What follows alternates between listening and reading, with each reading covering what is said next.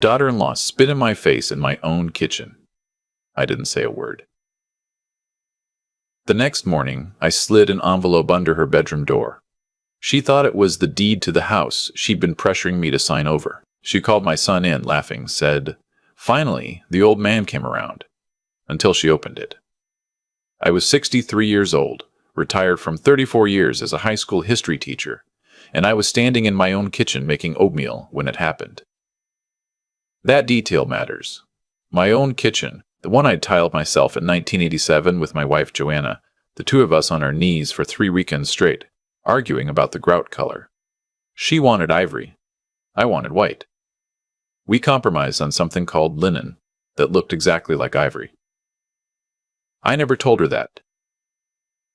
Joanna died in 2021, pancreatic cancer. 4 months from diagnosis to gone. After that, the house was just a place I slept. My son Brendan moved back in 6 months later. He said it was to help me. His wife Mirabelle said very little about it either way, which should have been my first clue. Brendan is 36. He works in sales, regional territory, drives a lot, calls from parking lots. He's a decent man. Not a strong one, but decent. He gets that from me, I think. The decent part. Joanna gave him the charm. Mirabelle took the charm and left the decent behind somewhere along the way. She's 34. She's from Scottsdale originally. Has a way of talking about Phoenix like it's a personal achievement. When she and Brendan got married 8 years ago, I liked her. Sharp, funny, kept Brendan organized in ways I never could. I told Joanna she was good for him. Joanna smiled and said, "Watch her around money." I told her she was being unfair. I was wrong. Joanna was right. She usually was. The first 3 months after they moved in were fine. I cooked. Brendan fixed things around the house. Mirabelle worked from the guest bedroom. Something in marketing. Lots of video calls with a ring light she'd set up that made the whole hallway glow blue at odd hours. We had dinner together most nights. It was almost like having a family again. Then Mirabelle started talking about the house. Not directly. She never did anything directly. It started with comments. "This square footage is really underutilized, don't you think?" Then suggestions. "A lot of people your age downsize. It just makes sense financially." Then questions. "Have you ever thought about what would happen to the house if, something happened to you?" I told Brendan I didn't love the direction those conversations were heading. He said Mirabelle just worried about the future, that she was practical. I said practical and entitled were different things. He went quiet the way he always did when he didn't want to disagree with either of us. "The house is worth about $480,000. I know because Mirabelle had it appraised. She told me it was just out of curiosity." The appraiser left a business card on my kitchen counter with a number written on the back. I found the card on a Tuesday. By Thursday, Mirabelle had a real estate attorney's brochure on the coffee table. "Estate planning," she said. "Good for everyone." I called my old friend Darnell that night. We'd taught together for 20 years. He'd moved to Tucson after retirement. I told him what was happening. He said, "That woman is drawing up a timeline, and you're not on it." I said I thought I was overreacting. He said, "You're not." I wasn't. The week after Joanna's second anniversary passed, Mirabelle sat me down at the kitchen table. Brendan was there too, sitting slightly to her left, slightly behind her, like he wasn't sure which way to lean. She had a folder. Inside the folder was a document, a quitclaim deed, already filled out, transferring the house into a joint trust with her and Brendan as co-trustees. There was a sticky note on the signature line. It said Dad with a little arrow. She explained it calmly. The estate would be protected. Probate avoided. Everyone wins. She'd already spoken to their attorney. She said, "Their attorney," like I had one too. Like this was a discussion between equals. I looked at the document, looked at Brendan. He was studying the table. I said I'd need time to think about it. Her face did something then. Just for a second, A tightening around the eyes, a stillness. Then the smile came back. "Of course," she said. "Take all the time you need." That was a Thursday evening. By Sunday morning, she'd stopped speaking to me directly. Not in an obvious way. She'd answer if I asked something, but she stopped initiating, stopped making eye contact at dinner, stopped asking if I wanted coffee when she made a pot. Small removals, calculated ones. Monday, she suggested Brendan's old room might make a good home office for her. It was my storage room, where I kept Joanna's boxes. I said no. She said she was just thinking out loud. I moved Joanna's boxes to my closet that night. The following Saturday, I was making oatmeal. 7:30 in the morning, the house still quiet.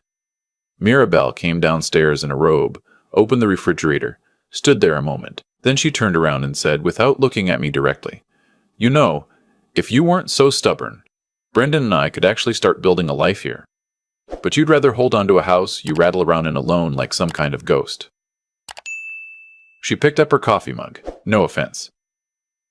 Then she looked me dead in the eye and said, "This is going to happen, whether you cooperate or not.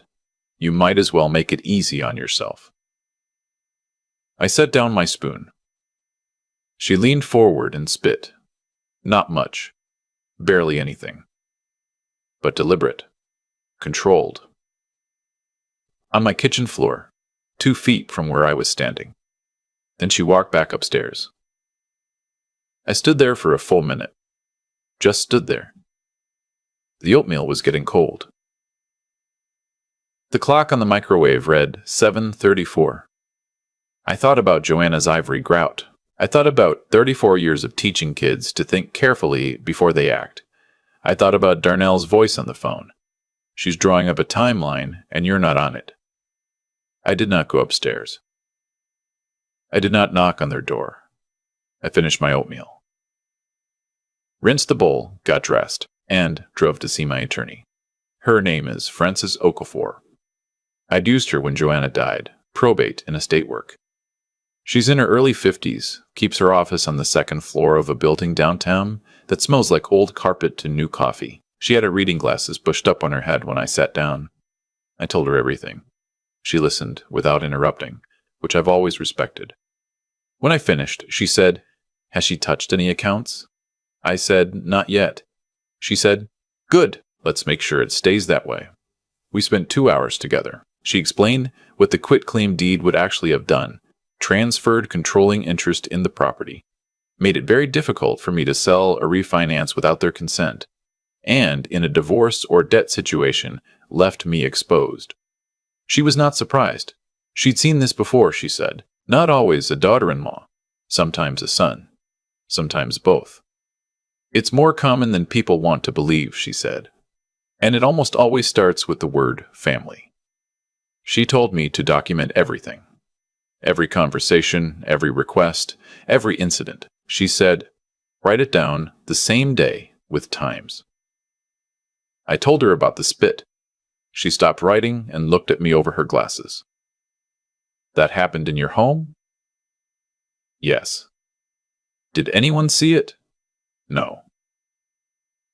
Do you have any cameras in the house? I did, actually. A video doorbell I'd installed after a package went missing off my porch. She said, check if it has interior coverage. It didn't, but the exterior covered the driveway and partial front window. Not useful for what happened in the kitchen. She asked about witnesses to the overall pattern. I thought about my neighbor Georgiana, 71, retired librarian, who'd been in my house for dinner twice in the past month. She'd noticed Mirabelle's behavior. Made a comment about it afterward, something like, that woman treats your home like a project she's managing. I mentioned Georgiana to Frances. She said, good, keep her close. Before I left, Frances said one more thing. Don't sign anything. Don't move any money. Don't have any conversations about the house without telling me first. I said I understood. She said, I mean it. Not even something that seems harmless. These situations have a way of creating paper trails that look different in hindsight. I told her I'd spent 34 years teaching teenagers. I knew how to wait. She smiled at that. That evening, I made an envelope. Inside it, I put a letter. 1 page. Typed.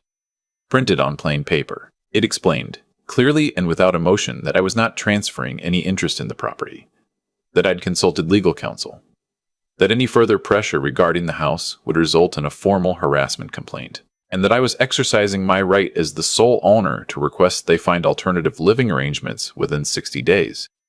I also included a copy of the deed, the real one, with my name on it and nobody else's, and a copy of a new document Francis had prepared, a revocable living trust I'd signed that morning, naming my daughter Christy as sole beneficiary and successor trustee.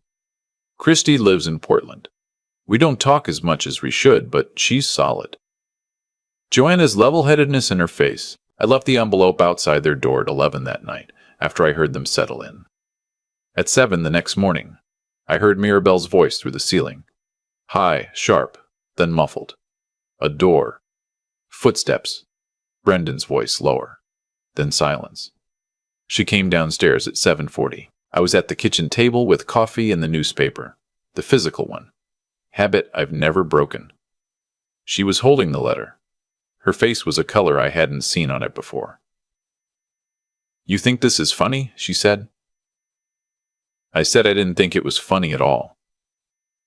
You can't kick us out. Brendan is your son. I told her the 60 days was generous, and Francis's name was on the bottom of the letter if she had legal questions. She said, You're going to regret this. I said I'd been regretting things my whole life, and I'd gotten pretty good at it. She went back upstairs. I heard her on the phone within minutes. Not Brendan, someone else. Voice 2 controlled for Brendan. Professional cadence. Their attorney, maybe. Brendan came down an hour later. He poured coffee and stood at the counter, didn't sit. He said, Dad, this is a lot. I said, I know. She's upset. I know that too. He was quiet. Outside the kitchen window, a cardinal landed on the bird bath Joanna had picked out at a garden sale in 2009. Fat red bird, just sitting there. Did she really? He stopped. Started again. She says the spit thing is being blown out of proportion. I looked at him for a long moment. He didn't look back. I said, Brendan, your mother tiled that floor. He put his coffee down and left the kitchen. What I didn't tell him yet was what had happened 2 days before the envelope, a phone call I'd received from a number I didn't recognize, a Colorado area code. Man's voice, maybe late 50s, careful way of talking. He said his name was Dwayne Pickett. He said he'd gotten my number from a mutual contact I'd never heard of, and asked if I was related to Mirabelle through marriage. I said yes. She was my daughter-in-law. Long pause. He said, I was married to her sister. Her sister Renata had died 3 years ago. I knew that much. Car accident. Tragic. Mirabelle had seemed genuinely devastated at the time. Dwayne and Renata had been married for 6 years.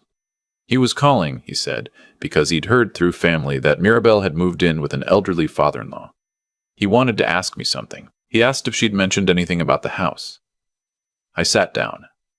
He told me the rest slowly. After Renata died, while Dwayne was still in the worst of his grief, Mirabelle had helped him with paperwork. Estate things, she said. She was helpful, organized, already had contacts. Documents to sign. He signed them. 6 months later, he discovered she'd had him sign a power of attorney that allowed her to access a joint investment account he and Renata had held. $43,000. Gone by the time he understood what had happened. He'd confronted her. She'd cried, said it was a misunderstanding, that Renata had wanted her to have it, that family takes care of family. He considered pressing charges, but the attorney he spoke to said civil fraud was difficult without clearer evidence of intent, and he was exhausted from grief and didn't have the fight in him. He settled for never speaking to her again. I'm not saying this to cause trouble, Dwayne said. I'm saying it because I should have warned Renata's family sooner, and I didn't, and I felt bad about that for 2 years. I thanked him. I called Frances the next morning and told her about Dwayne before I told her about the envelope. She went quiet for a moment and then said, "Can he document this?" He could. He'd kept Indes. He could. He'd kept everything. The 60 days weren't quiet. Mirabelle made 2 attempts to renegotiate. The first was through Brendan, who came to me with a counter-proposal. A smaller arrangement, only adding her name to the mortgage, not the deed. I said no and told him to have her speak to Frances directly if she had proposals. He looked pained. I felt pained watching him, but I didn't move. The second attempt was a letter from their attorney, vague language about contribution to property value through their residency and equitable interest in discussions. Frances sent a response in 4 days that was so precise and calm, it almost made me feel sorry for the attorney on the other end. Almost. 2 weeks in, Christy flew down from Portland. I hadn't asked her to, but she'd heard enough from me and from Brendan, who apparently called her in a panic to want to see for herself. She sat at my kitchen table with coffee and read through Frances's file. She's an accountant. She reads documents the way other people read novels. Fast, thorough, doesn't miss anything. When she finished, she looked up and said, "Dad, she was going to take your house." I said I knew. Brendan knew? I said I didn't think he understood fully, that I thought he'd convinced himself it was a reasonable arrangement, that he's always needed to believe the people around him are reasonable. Christy said, "He gets that from you." I said I know. She stayed 4 days. She was kind to Brendan when she saw him, which I appreciated. Hard on no one directly. But her presence changed the temperature of the house. Mirabelle became quieter, more careful. Less at the kitchen table in the mornings. On the 3rd evening, Christy went to their room and knocked on the door. She and Mirabelle spoke privately for 40 minutes. I don't know everything that was said. Christy told me afterward only that she'd made clear she was aware of what had happened with Dwayne Pickett and that she'd be watching closely. The next morning, Mirabelle came downstairs, poured coffee, and sat at the table across from me for the first time in 2 weeks. She didn't say anything for a minute. Then she said, "I want you to know I understand why you did what you did." I said okay. She said, "I made mistakes." I said I appreciated that. She said, "I love Brendan." I said I believed her. That part I actually did believe. She looked down at her coffee. "We're going to look for a place. We need a few more weeks than 60 days if that's possible." I said that was fine. She got up and went back upstairs. That was the longest conversation we'd had in a month that didn't involve an attorney. Brendan found them an apartment 3 weeks later. 2-bedroom, Tempe, nice area, reasonable rent. He seemed almost relieved packing his things. He'd grown up in this house, and I think some part of him understood, without ever saying it, that what had been happening wasn't right. He moved his boxes carefully, didn't rush, left his old room tidy. The day they left, he stood in the driveway with his keys in his hand. He said, "I'm sorry, Dad, for all of it." I said, "Come for dinner sometime." He said he would. He hasn't yet, but I think he will. He needs time to work out which version of himself he's going to be. I know that feeling. Dwayne Pickett connected with Frances and submitted a full written account of what had happened with the investment account. Frances forwarded it to a civil attorney she knew who handled financial exploitation cases. I didn't pursue it actively. Not my money, not my call. But I made sure it was documented somewhere beyond just Dwayne's memory. Christy calls on Sundays now. That's new, and I like it. I still make oatmeal most mornings. Eat it at the kitchen table, the one that's been there since 1994. The cardinal comes back to the bird bath most days, fat and confident, like he owns the yard. Maybe he does. I think about Joanna a lot. I thought about her the morning I made that envelope. I thought about what she would have said, watching me type that letter at 11 at night in the study, trying to get the wording right. She would have said, "Just be clear, don't be cruel, and spell France's name right." I checked twice. Got it right the first time. There's something people don't tell you about getting older. Everyone worries about the physical part, the knees, the memory, the way mornings take longer. But the real thing nobody prepares you for is how much patience it requires. Not patience like waiting in line. Patience like holding your ground when everything in you wants to either surrender or fight, and neither option is right. Patience like finishing your oatmeal while someone tries to take your house. Patience like staying calm when you want to grieve and be angry at the same time, and you don't have the energy for both. Joanna had that kind of patience. She was better at it than me. I had to learn it late, standing in my own kitchen at 63, spoon in hand, clock reading 7:34. Some lessons take longer than others. That doesn't mean you're slow. Sometimes it just means the lesson was worth waiting for. If this story meant something to you, please subscribe to Pure Revenge Stories and let me know in the comments where you're watching from. There are more stories coming, and I want to know you're out there. I've been thinking about cause and effect a lot lately. Not in any grand philosophical way, just the practical version of it, the kind you learn from watching 34 years of teenagers make decisions and then live with them. Every choice pulls something behind it, good ones and bad ones alike. The weight doesn't care which kind it is. Mirabelle made choices over years. Small ones first. A comment here. A folder there. A sticky note with an arrow pointing to my signature line. Each one probably felt low risk to her. Calculated. She was smart enough to know that big moves get noticed, so she made small ones instead and waited for them to add up. That's not stupidity. That's a particular kind of intelligence applied to the wrong thing. And the wrong thing, eventually, always catches up. What I keep coming back to is this. She underestimated me because I'm old. That was her real mistake. She saw a 63-year-old widower rattling around a house alone and decided that equaled easy. That grief makes people soft. That age makes people soft. She wasn't entirely wrong about the soft part. I am softer than I was at 40, and I don't think that's a bad thing. But soft and slow aren't the same. Soft means you feel things. Slow means you don't think. I felt everything, and I thought very carefully. The morning, she spit on my kitchen floor, 2 feet from tiles. My wife and I laid by hand. I didn't react because reacting wasn't what the moment needed. What it needed was clarity, and I couldn't get clear while I was angry. So I finished my oatmeal. I rinsed the bowl. I drove to Francis's office. That's not weakness. That's the hardest kind of discipline there is. Choosing the right response over the satisfying one. Brendan is going to be okay. I believe that, even on the days I'm not sure I believe it. He's a decent man who lets someone else's certainty substitute for his own for too long. That happens. It happened to me in smaller ways at his age.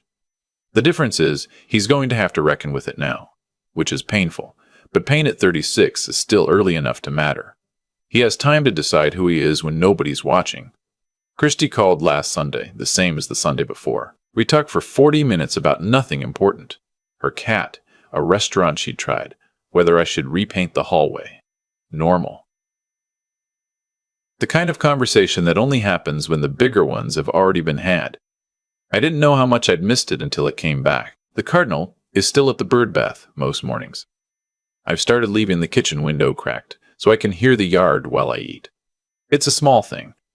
But small things are mostly what a life is made of, once you stop long enough to notice them. What I'd tell anyone going through something like this, not as advice, just as one person who came out the other side, is that your instincts are probably right earlier than you act on them. I knew something was wrong months before the folder appeared on my table. I recognized it and talked myself out of it, because I wanted to believe in the version of events that required less pain. That's human. But it costs you time. And time is the one thing you can't get back. Act with your head. Document everything. Find people who are smarter than you at the specific thing you need and listen to them. And don't confuse keeping the peace with actually having it. I have it now. Most mornings, anyway. That's enough.